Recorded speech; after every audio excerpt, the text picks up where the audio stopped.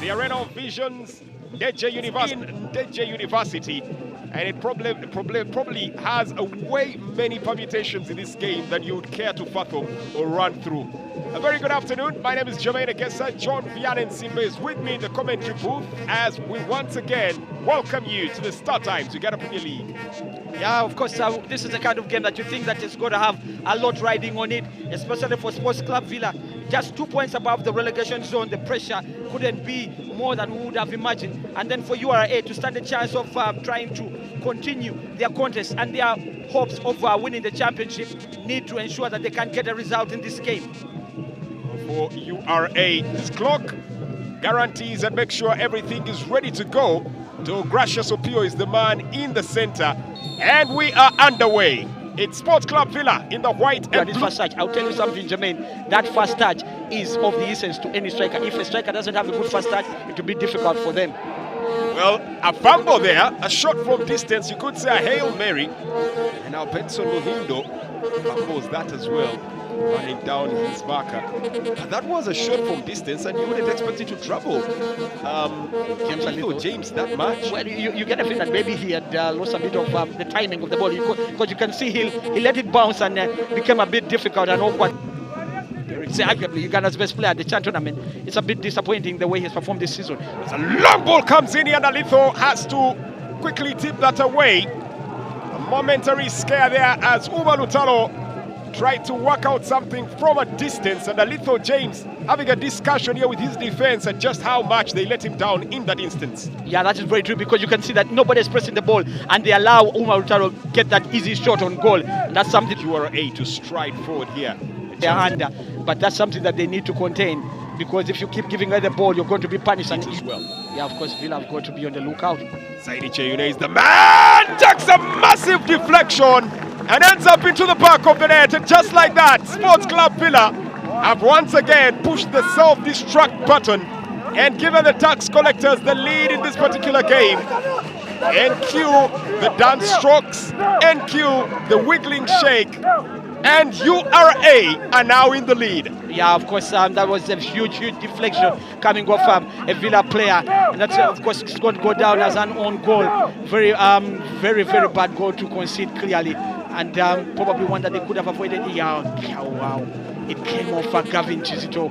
He was trying to clear, but that was a lazy leg there coming in from Gavin Chizito. It was a lazy leg, and instead he just sidestepped his goalkeeper. The look on Kenneth Simakula's face says it all. Like, seriously, in that position, you cannot clear with a back heel to fuel all your needs, and a large network of stations all across the country, as URA nearly put themselves in a spot of bother. Appeals for a penalty, Saddam Masereka as well as Petros Kokoras are all arguing that should be a penalty, and the referee now cards. Gavin, you already are a problem to the team. Do not make it worse by earning yourself needless cards. Yeah, and it's the captain. I don't know whether it is something that he said to the referee, why he's got himself booked. Otherwise, I don't understand why he would be booked for commenting or telling the referee something. But you can see the fans there in real scare. No, there was no penalty. I don't think there was a penalty there. I don't think there was a penalty. It's hard to actually see where that Vipers.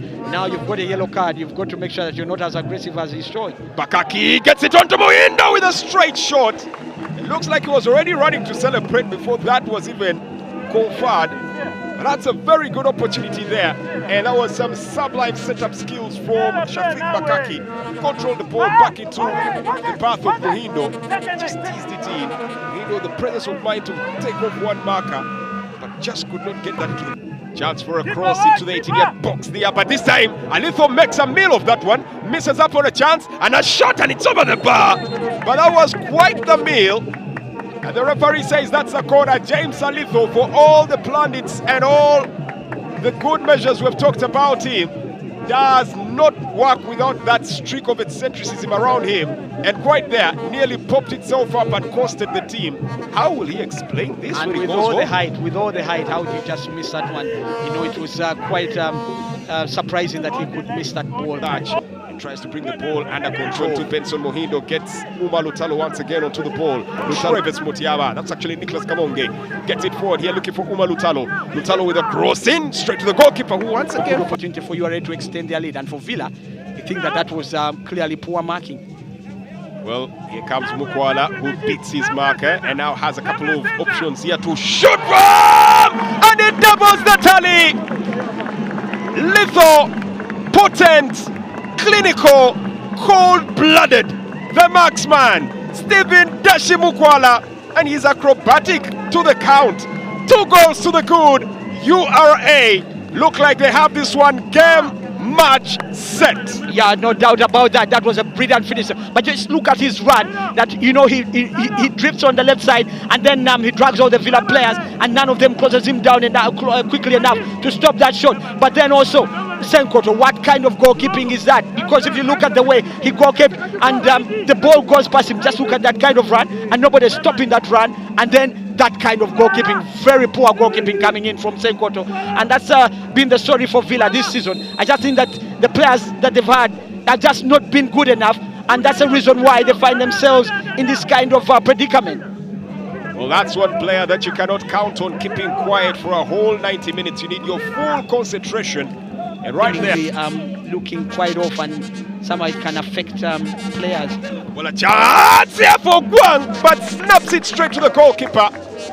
There was some wizardry there from Nicholas Kamonge. A flash of brilliance. Now you see it, now you know it. The shimmy in there. And he got it to a Guang. He could have done better. Yeah, that was very good. Measures his chance. And decides to go for the spectacular. Just ends up being a routine save there for the goalkeeper, James Salitho. He shot it straight at the goalkeeper. He's not about to cause him any bit of trouble. But we know that Saddam Juma is capable of taking better strikes that would give any goalkeeper a real nightmarish feeling. But not that one, and that one. Villa could have nearly taken something away from that, but here comes a quick break. It's 3 against 1, and another chance here, and a chance coming up here, side-footed, and well taken away. The greed in here, or the individualism, probably costing URA, and Stephen Deshimukwala is very unhappy there. That was a golden opportunity. 3 against 1, any attacker's dream. For some reason, Ibrahim Dada opted to take the ball away from the stride. Vianney Sekajugo wanted the ball.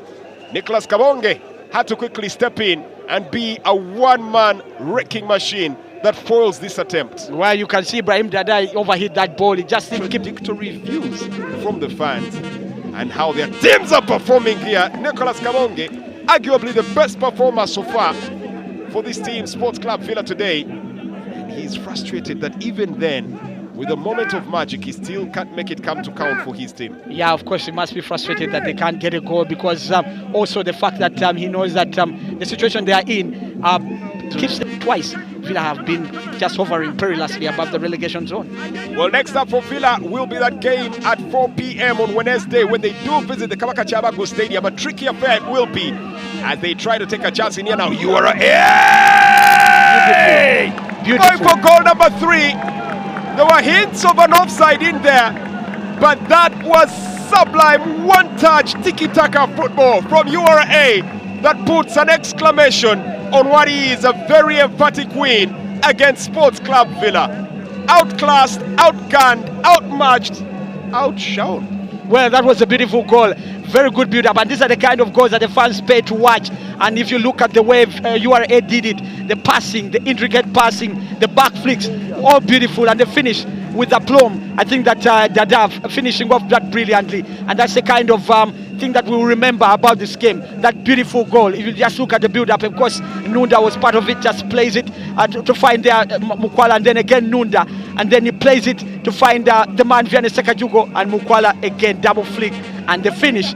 I just think that it was sublime, like you said, but beautiful interplay coming in from URA. Just that moment, looks up, finds Mukwala, who plays a no-look pass back to Nunda. Nunda just waits for Vianney Sekajugo to get back on side, taps it to him, to Mukwala, who with a back flick, well, I have to say at that point he was now showboating. but it's good if you can back up the showboating with a goal. Yeah, of course. I think that that was what you need from this kind of showboating. If you don't score a goal, then it leaves you with egg on your face and looks so silly to be doing such a thing. But it's good that it counted for something and for URA to get a third goal. Ibrahim Dada has now clocked his 5th league goal. That's more than the top scorer at AC Villa, and Ibrahim Dada is a bench player for URA. Well, the referee points to the spot right there. Benjamin Nyakojo felling Amir Kakomo. He went down a bit too easily, in my opinion, but the referee is convinced that that's enough, and the clean sheet looks perilously close to disappearing. Benjamin Nyakojo just clattering into him in the box area. The referee, without a moment's hesitation, points to the 6-yard spot. Penalty for Sports Club Villa. I think it was a bit careless coming Amir. Saddam Juma goes for the penalty, and just like he did against Express Football Club, takes that hope and converts the ball. Like we said, maybe a goal to mitigate their loss here. But for URA, more painful that they've given away a clean sheet from a position of strength. Yeah, that's very true. I'm sure that they're kicking themselves right now. The fact that they would run out 3-0 winners would have sounded. Villa sets the ball back now, crossed in, and a brushed off header for Isaac Ogwang that had a collective gasp around the stadium, but does not go anywhere near the goal. Well, just earlier on, you were talking about the kind of goalkeeping that was exhibited there by Martin Senkot, where he got a get out of jail card. After that, the assistant referee, Okeloli, just raised his flag there. And I just feel that Villa also do not have a number 1 goalkeeper. I still think that that's also another area. And true to the form, referee brings the game to a close right here at the Arena of Visions.